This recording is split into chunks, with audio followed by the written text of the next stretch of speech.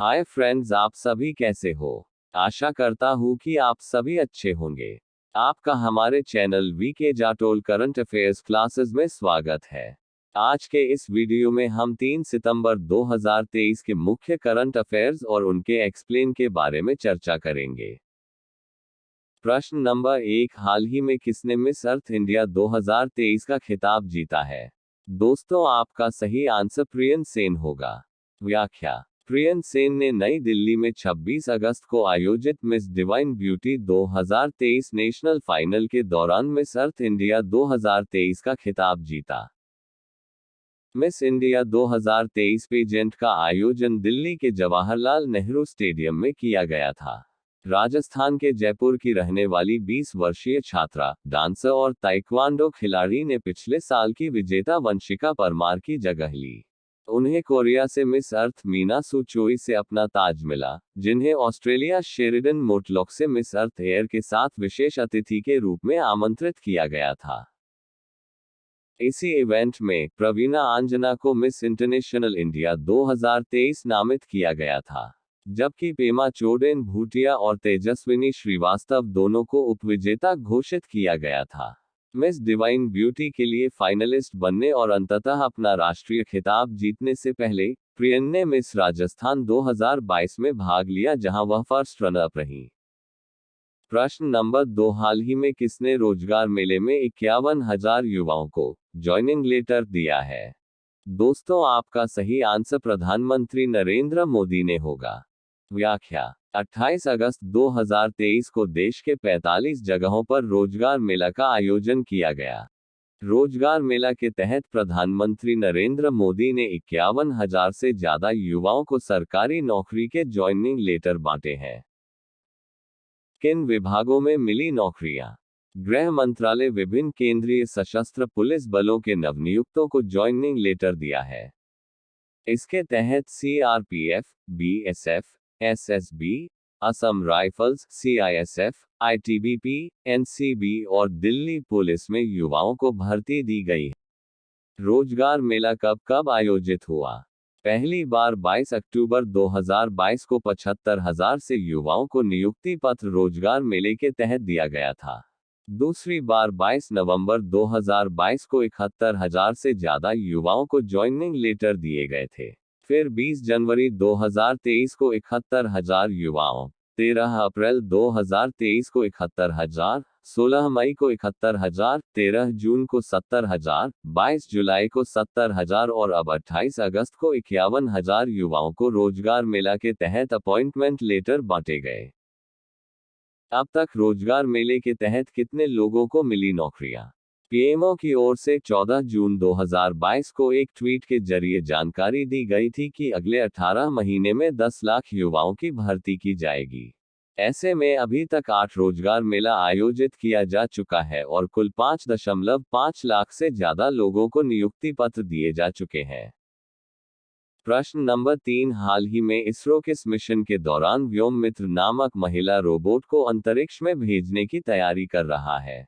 दोस्तों, आपका सही आंसर गगनयान मिशन होगा। व्याख्या: इसरो गगनयान मिशन के दौरान व्योममित्र नामक महिला रोबोट को अंतरिक्ष में भेजने की तैयारी कर रहा है। केंद्रीय मंत्री जितेंद्र सिंह ने कहना है कि भारत अगले साल अंतरिक्ष पर महिला रोबोट व्योममित्र को भेजेगा। इस मिशन की सफलता के बाद इसरो अंतरिक्ष यात्रियों को भेज सकेगा। दरअसल, अंतरिक्ष में इंसानों को भेजने का ट्रायल करने के लिए इसरो गगनयान मिशन को लॉन्च करने की तैयारी में है। इसरो ने मिशन गगनयान के लिए 24 जनवरी 2020 को ये रोबोट पेश किया था। इसे बनाया ही इसलिए गया था ताकि इंसानों को भेजने से पहले अंतरिक्ष में इसे भेजा जाए। इसके जरिए अंतरिक्ष में इंसानों पर पड़ने वाले असर को समझा जाएगा। इसे काम करने के तरीके को सराहा गया और इसे दुनिया की best space explorer humanoid robot का खिताब दिया गया है। अंतरिक्ष में कैसे काम करेगी महिला रोबोट। महिला रोबोट व्योममित्र अंतरिक्ष यात्रियों की तरह काम करेगी। ये गगनयान के क्रू मॉड्यूल को पढ़ेगी और जरूरी निर्देशों को समझेगी। इसके साथ ही यह ग्राउंड स्टेशन में मौजूद वैज्ञानिकों और मिशन की टीम से संपर्क करके बात करेगी। इस मानवरहित मिशन के परिणाम ही इंसानों के अंतरिक्ष में जाने का रास्ता खोलेंगे। गगनयान के तीसरे पड़ाव की लॉन्चिंग में भारतीय एस्ट्रोनॉट्स को अंतरिक्ष में भेजा जाएगा। 7 नहीं 3 दिन धरती के चक्कर काटेगा। इसरो की योजना थी कि गगनयान के जरिए भारतीय अंतरिक्ष यात्री 7 दिन तक धरती के चक्कर काटेंगे, लेकिन बाद में योजना में बदलाव हुआ और कहा गया कि एस्ट्रोनॉट 7 दिन की जगह 3 दिन धरती का चक्कर काटेंगे। गगनयान का क्रू मॉडल इस मिशन में धरती से 400 किलोमीटर की ऊंचाई पर मौजूद लो अर्थ ऑर्बिट में चक्कर काटेगा। यह मिशन बहुत खास है क्योंकि इसमें गलती की गुंजाइश नहीं छोड़ी जा सकती। मीडिया रिपोर्ट के मुताबिक इस मिशन में भारतीय वायुसेना के काबिल पायलटों को भेजने की तैयारी है। यही वजह है कि इसके लिए तैयारियों में एक बात का ध्यान रखा जा रहा है। प्रश्न नंबर 4, हाल ही में एमर्सन मनगाग्वा को किस देश के राष्ट्रपति के रूप में चुना गया है? दोस्तों, आपका सही आंसर जिम्बाब्वे देश के होगा। व्याख्या: जिम्बाब्वे के राष्ट्रपति एमर्सन मनगाग्वा को 26 अगस्त 2023 को दूसरे और अंतिम कार्यकाल के लिए फिर से चुन लिया गया है। एमर्सन मनगाग्वा ने राष्ट्रपति चुनाव में नेल्सन चामिसा को हराया है, जो उनके निकटतम प्रतिद्वंद्वी थे। मनगाग्वा की इस जीत ने जिम्बाब्वे की सत्ता पर ZANU-PF की पकड़ मजबूत कर दी। जिम्बाब्वे चुनाव आयोग ने राजधानी हरारे में देर रात घोषणा की कि मनगाग्वा को 52.6%, जबकि मुख्य विपक्षी नेता नेल्सन चामिसा को 44% मत मिले हैं। मीडिया रिपोर्ट के मुताबिक जिम्बाब्वे की जनसंख्या 16 मिलियन 1 करोड़ 60 लाख है। यह अफ्रीका महाद्वीप में स्थित है। दोबारा राष्ट्रपति चुने जाने के बाद मनगाग्वा के सामने कई चुनौतियां हैं। जिम्बाब्वे पिछले 2 दशकों से विनाशकारी आर्थिक नीतियों का सामना कर रहा है, जिसके चलते देश में महंगाई और बेरोजगारी बढ़ गई है। देश में दवाओं और उपकरणों की भी कमी है।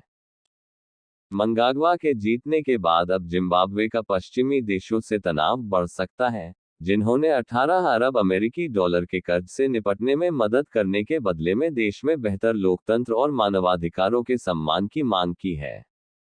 प्रश्न नंबर 5, हाल ही में किसने डच ग्रैंड प्रिक्स 2023 का खिताब जीता है?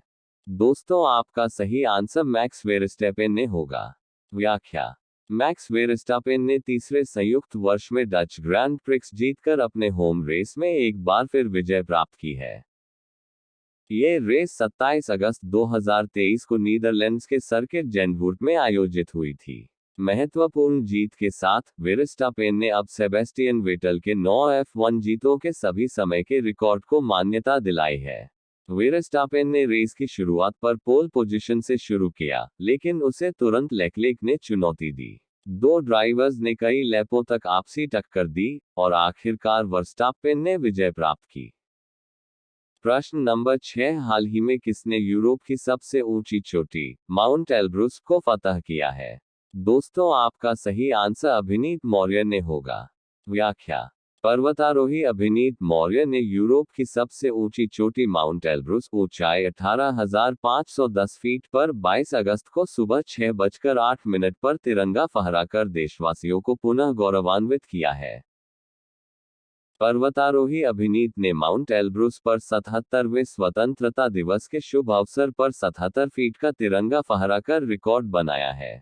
पर्वतारोही अभिनीत चढ़ाई के लिए रात को 10 बजे निकले थे। रास्ते में बर्फीली हवाएं और हड्डियों को जमा देने वाले ठंड जैसी विपरीत परिस्थितियों के बावजूद पर्वतारोही ने अपने अभियान को सफलतापूर्वक पूरा किया।